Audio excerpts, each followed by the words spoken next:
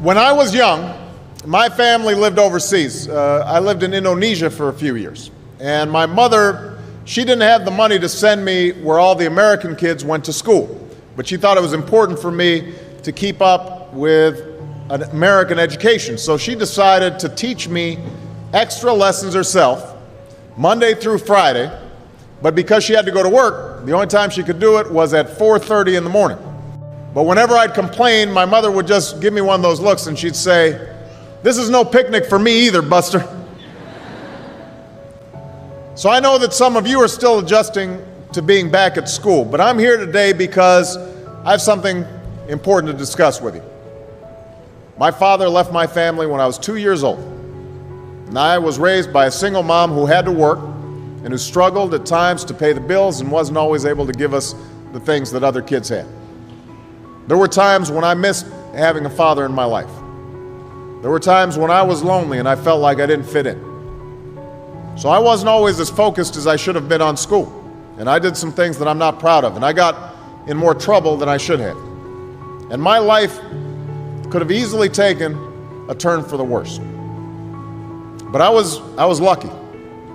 I got a lot of second chances. And I had the opportunity to go to college and law school and follow my dreams. My wife, our First Lady, Michelle Obama, she has a similar story. Neither of her parents had gone to college, and they didn't have a lot of money.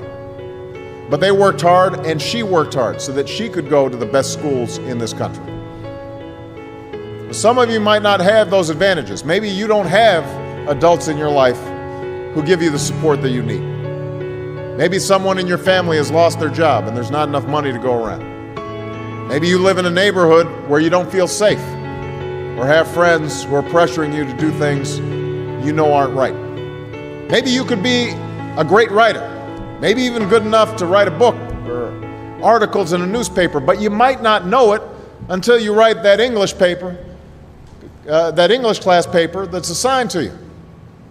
Maybe you could be an innovator or an inventor, maybe even good enough to come up with the next iPhone or the new medicine or vaccine, but you might not know it until you do your project for your science class.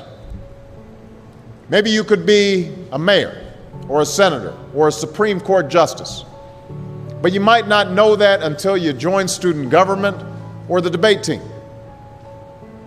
And no matter what you want to do with your life, I guarantee that you'll need an education to do it.